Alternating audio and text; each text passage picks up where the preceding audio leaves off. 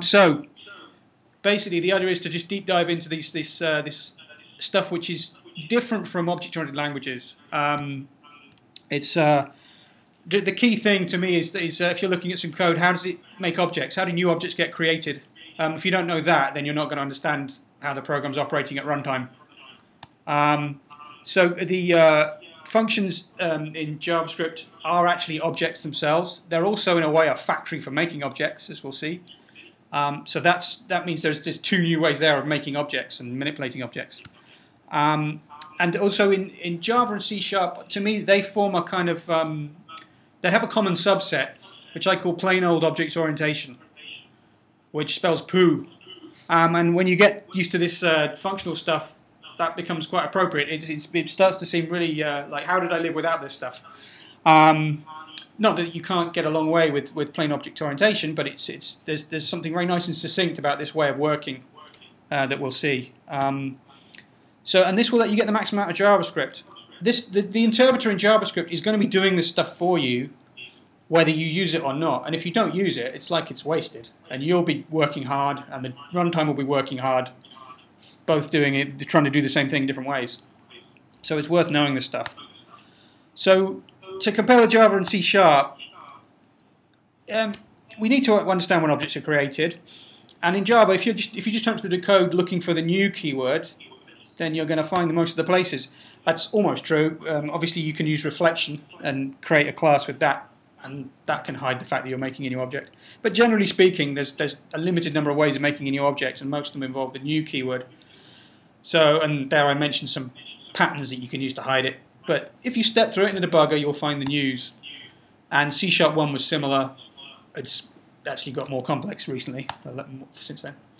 But JavaScript's very different. You can use new. It looks very similar. Looks like that. It was actually designed specifically to fool people into thinking it was the same as Java. But if you look at one of those references that Ray mentioned last time was the Crockford's book, the JavaScript, The Good Parts, which, for humorous reasons, I think he deliberately made it a very thin book. It's a bit like the greatest hits of someone that you don't like. But so he says don't bother with using new, or he sort of says if you can avoid making public interfaces that use new or require your callers to use the new keyword. And we'll have a look at that later. There's probably a debate to be had there. I'd probably side with Crockford on it, but they have their pros and cons. So JavaScript has its own way, kind of a neater way built in of causing objects to be created, and we just have to learn how to spot where these things are happening. So we'll get the easy ones out of the way to start with. Object literals are curly braces with key value pairs in, and the keys are strings. In fact, if you just put them like I've got in that example, that person object example, the strings are actually just identifiers. So I'm initializing an object there with 3 fields, or properties as they're called in JavaScript, and my values happen to be strings there. The values can be anything, but the keys have to be strings. It's actually very similar to dictionaries and hash maps. And in a moment when we look at the Java equivalent for some of this code, that's what I'm going to use to represent objects. So this is the easy way to make a new object. If you see that pattern in the code, someone's making an object. If they're assigning it or passing it as a parameter, a thing in curly braces like that is a new object. And as I say, you'll most often see this used where someone's calling a function and they want to do the equivalent of named parameters. What they do is they pass one parameter that's an object, and then they give it, say, 3 or 4 members, and so some of the things can be optional, and you can identify at the point where it's called exactly which ones are being passed. So array literals are kind of similar, but they make an array, and an array is ordered rather than having things which are keyed by a name string. So you use square brackets, and then you don't have to give a key for each one. And I'm going to come back, and once we've learned some of the things to do with functions, we can see how you can manipulate arrays quite nicely. But the JSON, you'll probably have heard of JSON or have an idea what it is or be experts on it. It's pretty much the object literal and the array literal plus strings and booleans and numbers. Put those together, and you have the building blocks of JSON. JSON just then restricts it a little bit further by being fussy about exactly what you can put in it. But really, it's a subset of JavaScript just for declaring object structures. And it's really nice. It has one slight advantage over unschemaed XML, which is that there's a built-in way of distinguishing between a list and a record, which is quite nice. So so those are the easy ones. Now we get onto the weird ones.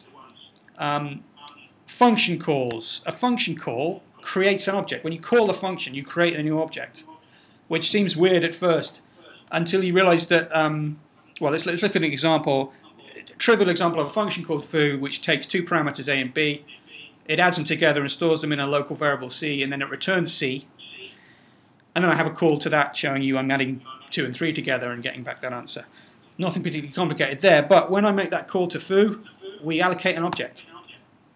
The reason this isn't actually that weird is because all languages that have function calls with local variables have to do this. It's just in the old-fashioned languages like Stephen's going back to C, it's called a stack frame. This object. It's the place in memory where the local variables and parameters are stored, and you can browse these things when you're debugging. You can see the list of stack frames that are currently active, and those contain your variables. So try thinking of those as an object, where the fields in that object are named after the local variables and the parameters. So there's that point there. So is this really a stack of real objects? Well, not in Java and C and C++ and C#. They optimize it by saying, well, we know that functions are strictly nested. They have if you have function A calls function B, then function B must return before function A can return. So the lifetimes of their stack frames are nested in the same way. So you can cheat, and you can, well, not cheat, but you can optimize it and use a contiguous chunk of memory and have a stack which grows and shrinks according to the function calls. But you don't have to do it that way. If you've got a garbage collector, you could represent these stack frames by objects and just allocate them in garbage collected memory. They could have done it that way. And you want to think of JavaScript as having done it that way, allocating ordinary objects just like any other to hold the stack frames. So if you think of the interpreter that's running a function at any given moment, it's running one function, it's just got a reference to that one stack frame. And you can then think that internally, the stack frames have a reference to the parent, the thing that called them. And that keeps them all alive, so the garbage collector doesn't collect them all. And that's a kind of model at runtime of what's happening. And there's a nice piece of evidence that this is what's going on, which is that you can actually get a reference to this object, the stack frame of a function that's currently running. Inside that function, there's a keyword, which is a bit like a pseudo variable, which returns that object. It's called arguments. It's usually used to find out how many arguments were actually passed to the function, because that lets you do variable argument lists. So if someone passes 3 strings, you can then arguments.length will have with the value 3. But secretly, this arguments thing is the stack frame object for the running function. And you can, in fact, write a program where you have an array, which I've called call history, and I have a little dummy function which does very little, same as the other one. But in it, I actually push the arguments object, the current value of the arguments object, onto the call history array. Push will add something to the end of the array. And then I make 2 calls to f. I pass 1, 2, 3, and then I do it again, passing 4, 5, 6. So those 2 calls are both started and then exited. They're not running anymore. But my call history now has 2 objects on it. And if that alert function is going to pop up a message box with a value in it. So if I look at the first item in the call history array, that will be the arguments object to the first call. So that's the 0 looking on the end of call history. And then I take the third element of that, which they're numbered from 0, so that's 0, 1, 2. And so that's the third argument that I passed in the first call. So it will display 3 because I passed 1, 2, 3. So you can dig into it and get the parameters. They're still there in that object, even though the function stopped running. And in fact, in old versions of Firefox, you could get the local variables as well. And I have an example of that, which wouldn't work these days, but on an old version of Firefox it would work. You could pass in the string x, meaning I want to get the value of the variable x, the local variable. But they've closed that hole now. So this thing is the stack frame. That's it really accessible. It's just they've just restricted it a bit so you can't get the local variables.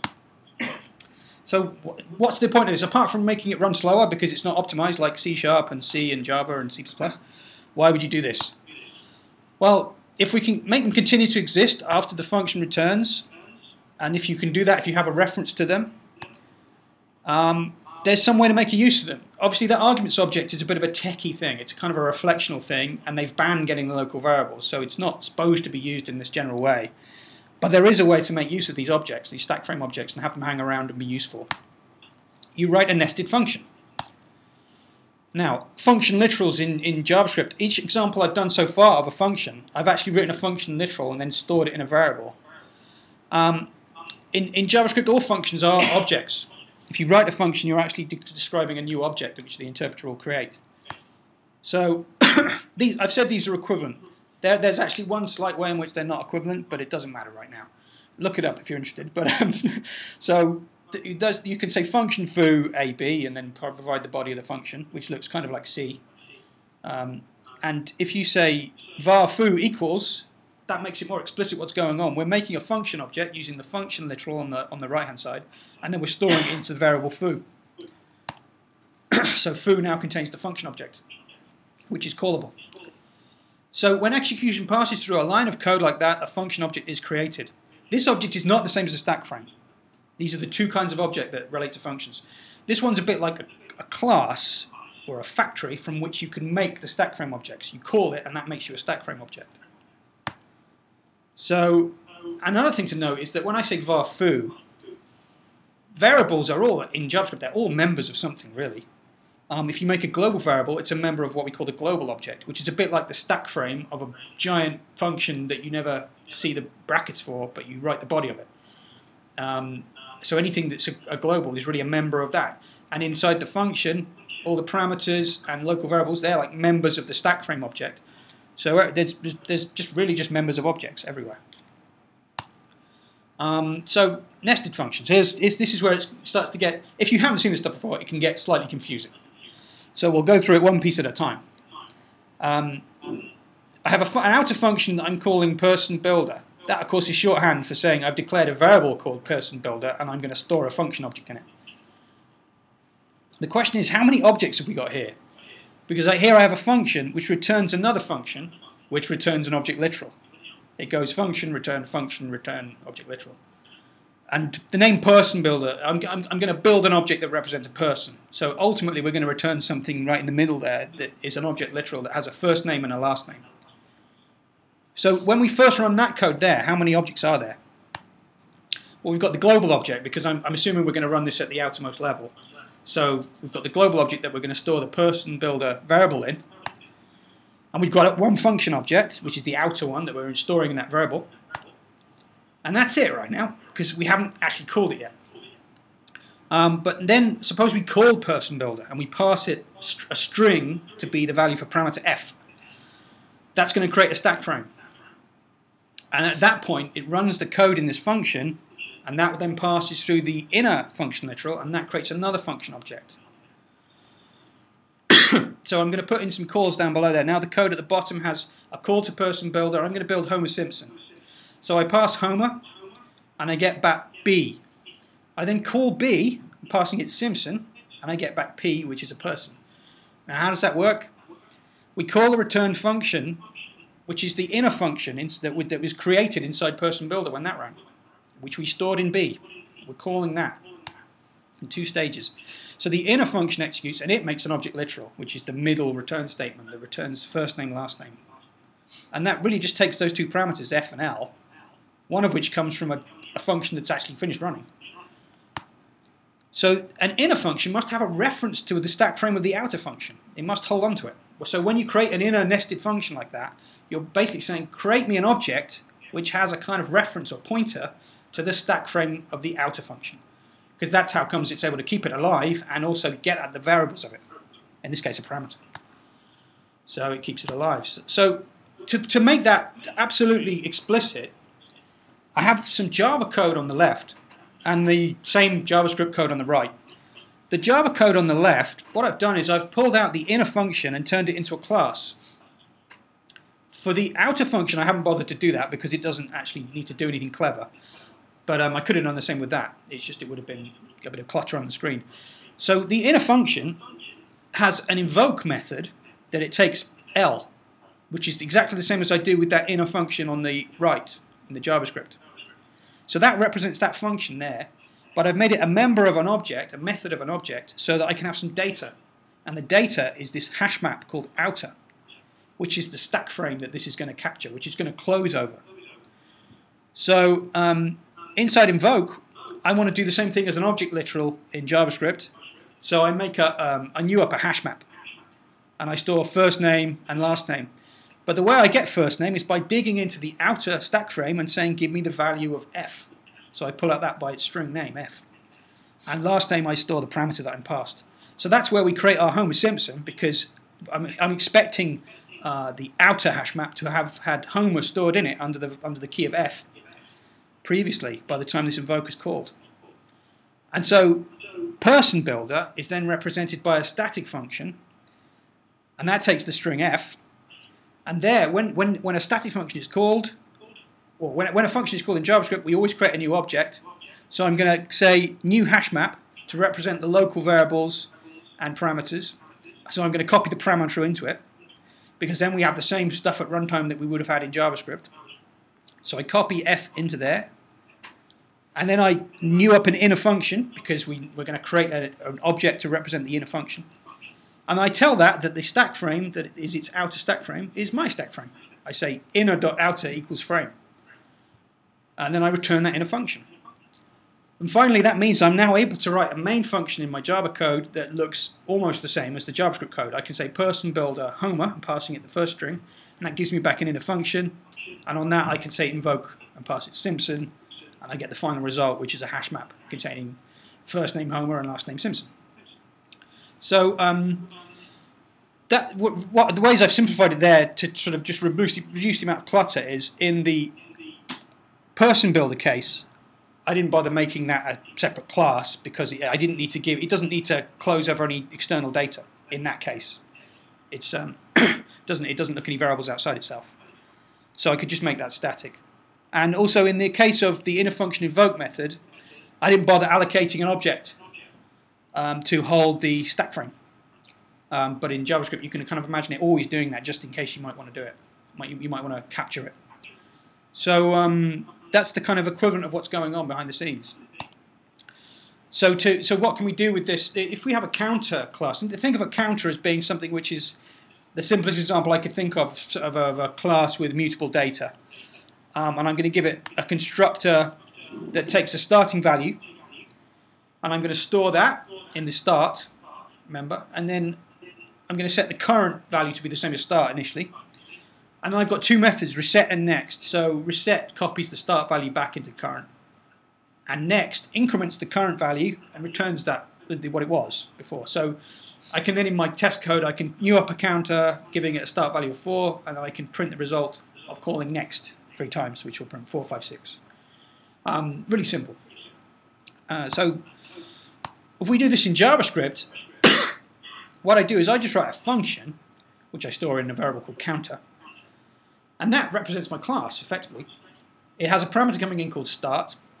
I declare a local variable called current to hold the current value of the counter, and I copy start into that. I don't need to store the start parameter in anything, because all the parameters and local variables are all in the stack frame already. They're already stored in an object.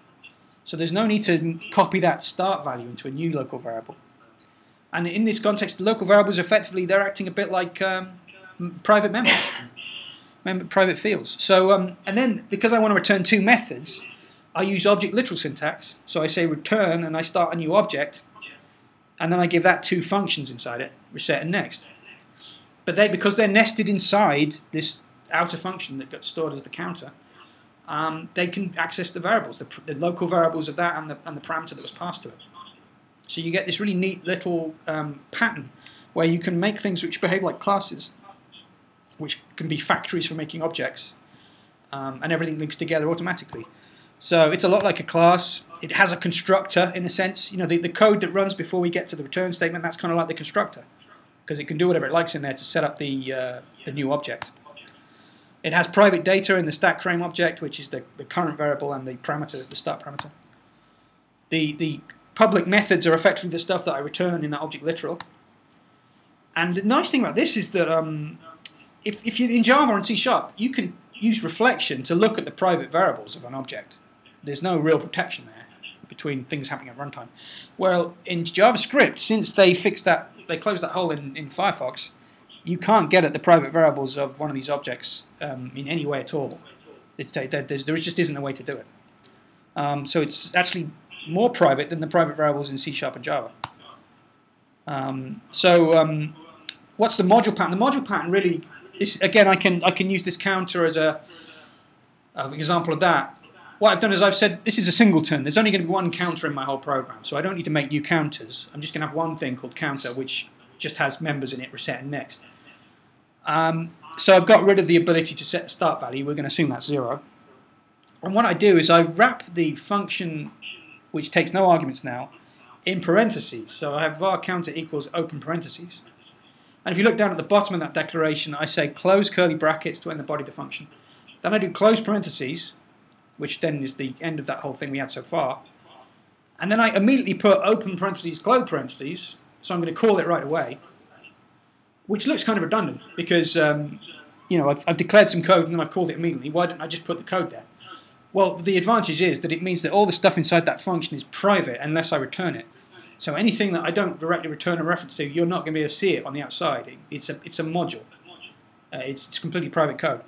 So var current cannot be modified except by calling those methods. Effectively, what they are is methods in the returned object literal. So you can just say counter next, and you can say counter reset, and that's the only way to manipulate that variable. And that's used a lot in JavaScript to just package up libraries. You'll see that everywhere, the source code for JavaScript libraries, and you can use it in your code. Whenever you want to have a helper function that's associated with another function, you can hide it inside one of these module wrappings.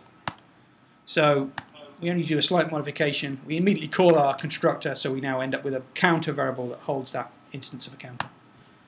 And that's called the module pattern. Now, what about inheritance? The funny thing is that when people first come to JavaScript, the first thing they want to do is figure out how they can implement inheritance in it, like they do in Java and C#. It's the most kind of frequently requested feature as well. And there are constantly, throughout the existence of JavaScript, there have been attempts to add it, to add classes with classical inheritance in there.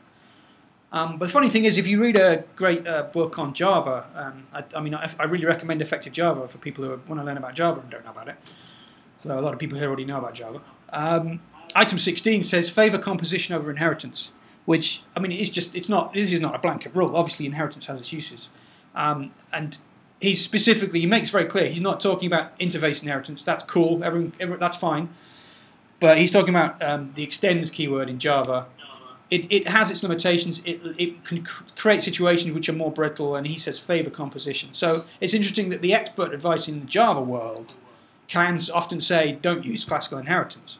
I personally find that my main use I make of classical inheritance in Java is when I want to do some kind of nasty hack. I've got an existing class and I want to replace one bit of it, so I go looking for a protected method that I can override that's small and innocent looking, and I can replace it with my own code.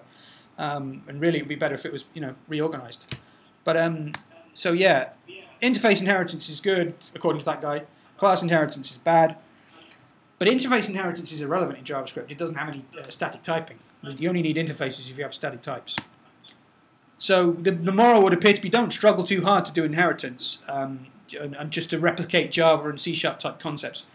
Do it the JavaScript way and you'll have an easier time generally. And in fact, my experience has been that I end up, when I go back to C#, which now in later versions has a lot of this stuff, and which hopefully in Java 8 I think is going to be added as well. They're going to add lambdas there.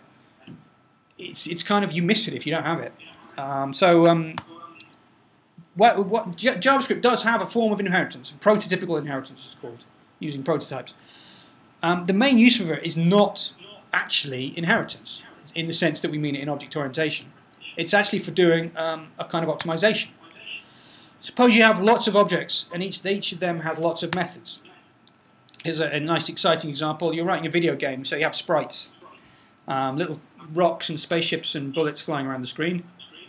Each one has, here when I set this up in this object, I'm going to return an object literal, and you've got to imagine I haven't just got set velocity, I've got hundreds of methods there. And then I make hundreds of sprites. So I have a lot of methods being created, function objects. So we're going to be duplicating this method table every time. And that's not what they do in Java and C#. They have a thing called a vtable and C++. So they share this information about what all the functions are, so they don't have to make all the objects enormous. So we need a shared method table. And in JavaScript's version of inheritance using prototypes can solve this problem for us, really. Here's one way of doing it. This is actually Crockford's favorite way of doing it. I think he even designed this method. In the middle of this, I'm using object.create, to which you pass an object, and it gives you back a new object, which initially behaves exactly like the one you passed in.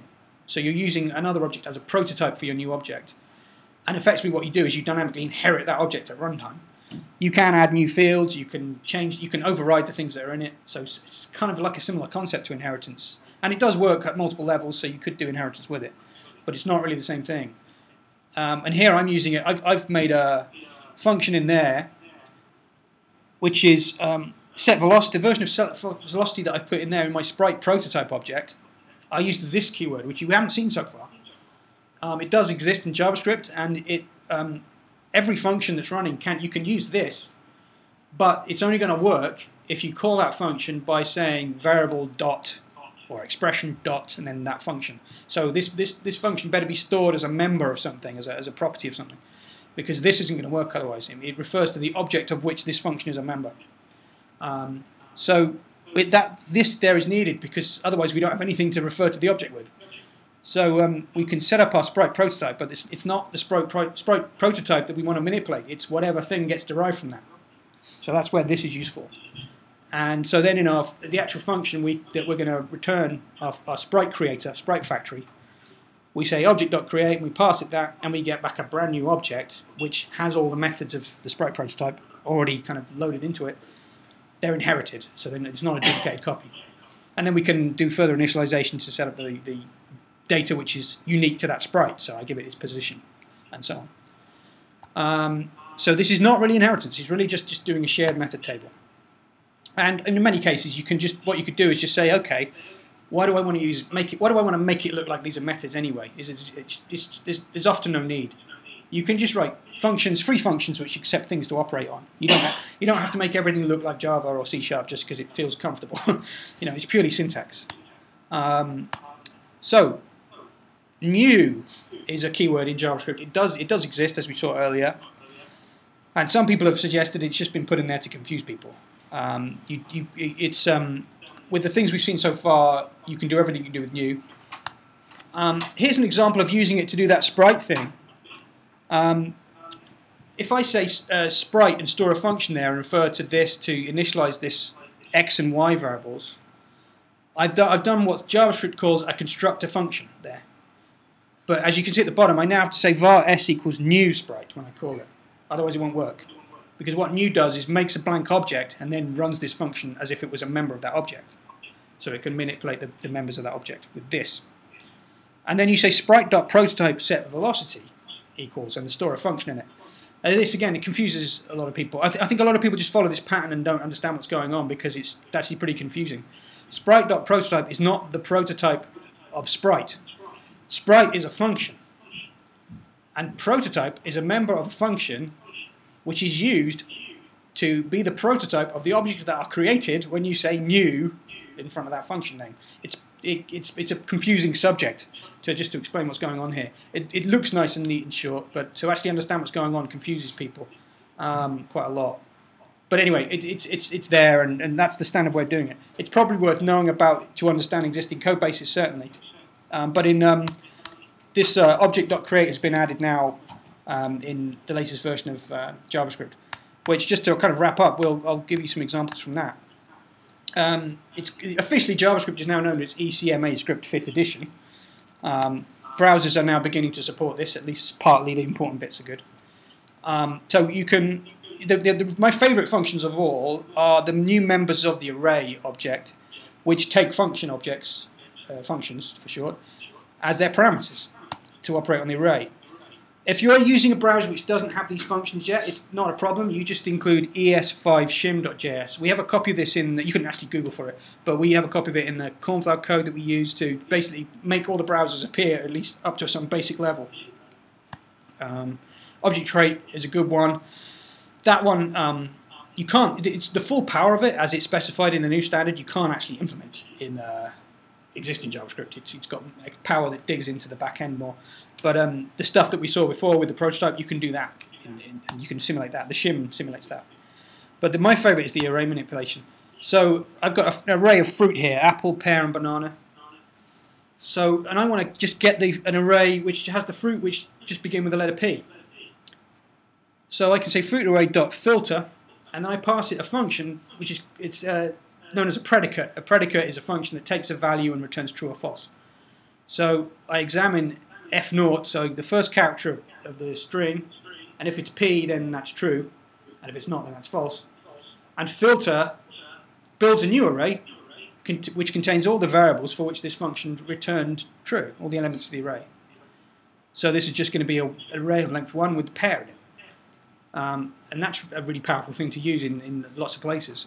You can get item 0 from the array, obviously using that array index syntax. You can turn something back into an array. If you've got one item, you can make it into an array by putting in square brackets, as we saw before. That's an array literal. And the really, really cool one is you can make the sources. So this is going to make an array of applesauce, pear sauce, and banana sauce.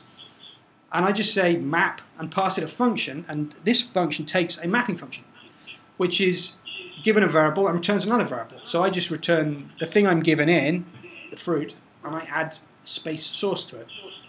And then with the one-liner, I can get an array of all the sources. Now those simple examples seem kind of silly, but with a combination of map and filter, it's surprising how many complicated algorithms boil down into a nested set of those and become like a declarative code. You're declaring the shape of your code and the set of operations to do on the pieces of it.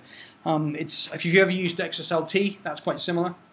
And of course, everything in Lisp is done like this. It's like functional programming, really. It all comes from that. Those names, filter and map, come straight from Lisp. So, if you've used C# and link, then filter is the same as where, and map is the same as select. So it's really similar to that stuff. And those were all my slides. So I've run out of stuff. So so the first thing I'd be interested to know is whether that was useful to people, because there's another subject which I could do or someone else could do if they're into this stuff, which is asynchronous calls in the browser and how that stuff works. But firstly, was that useful?